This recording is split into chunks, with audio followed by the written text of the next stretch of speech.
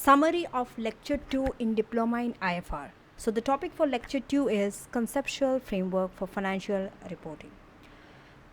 So first topic we are going to go for conceptual is the purpose and the objective. So what is the purpose of conceptual framework? Remember in Lecture 1 summary I told you we have gone through the regulatory framework.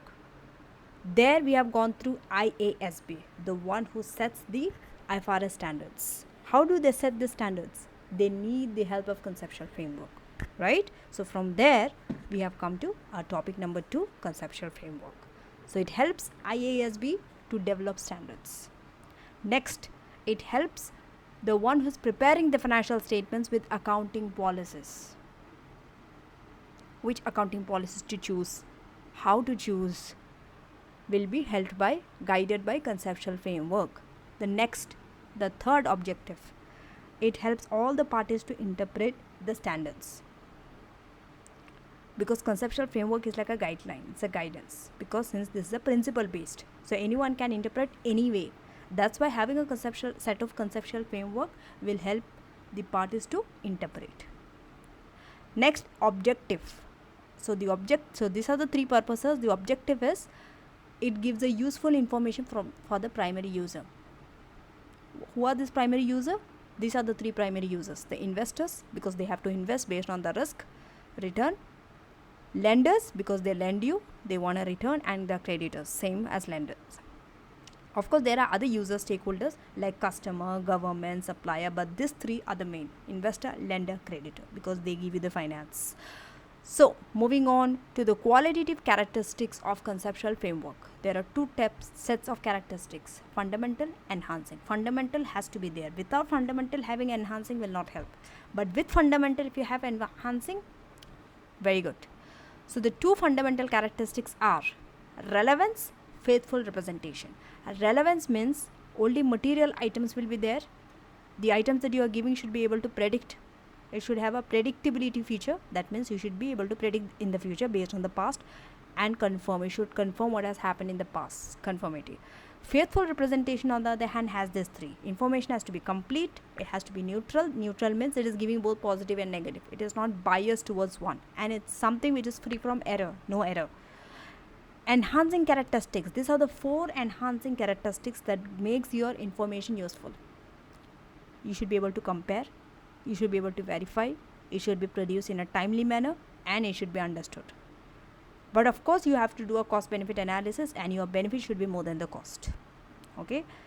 Next, financial statements and reporting entity. All the financial statements, if you see, they are based on a going concern assumption. We do not assume that tomorrow you are going to close down. Of course you can, but again we always assume will continue forever. So we keep on making our financial statements for 12 months.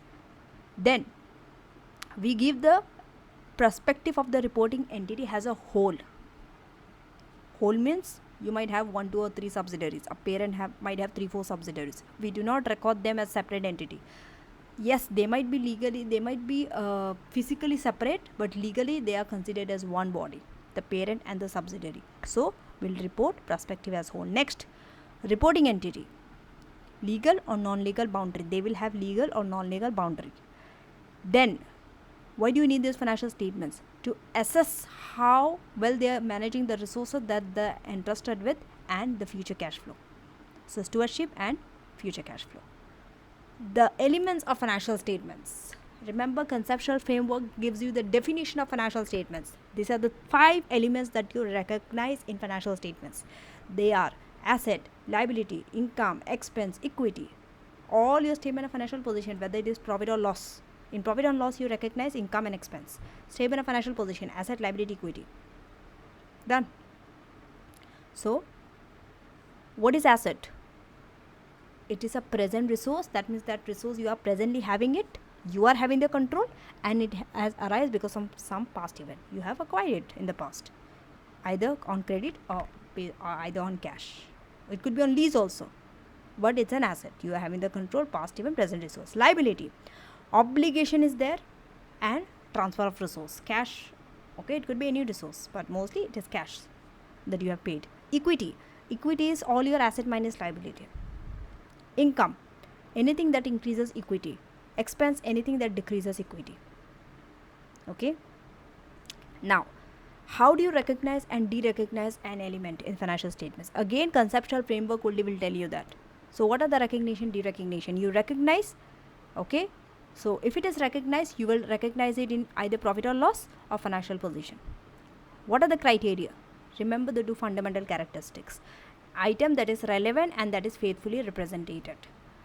When do you de-recognize asset? When control is lost. When you de-recognize liability? When no present obligation is there.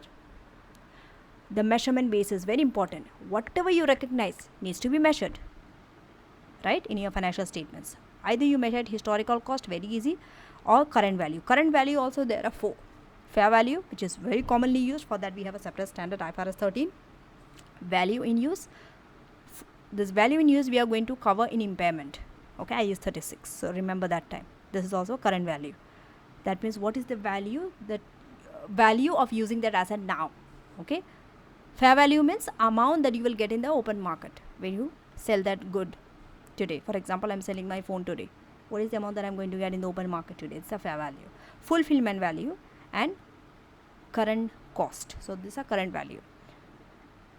So what are the factors that helps you to decide whether historical or cost? Again, it is based on the usefulness of information and the nature of that information. Some information, the nature is such, it is better to recognize in current value, because it keeps on changing very rapidly. Historical cost will be outdated, and if presenting it in current value is more useful, that means more relevant, reliable, then you have to present in current value. Okay.